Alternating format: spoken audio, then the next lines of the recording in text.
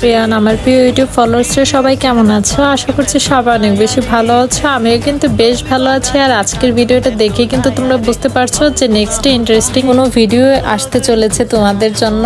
আর এটা হচ্ছে get ready with me video. আসলে আমার বানানোর সময় হয়নি, তখন আসলে আমার খেয়ালও ছিল না, খুব তাড়াহুড়ার মধ্যে রেডি হয়ে গিয়েছি। তো তারপর যখন ভাবলাম যে এবার যেহেতু মেকআপটা আউট করার পালা, তো তখন আমি হালকা কিছু ভিডিও নিতে পারি।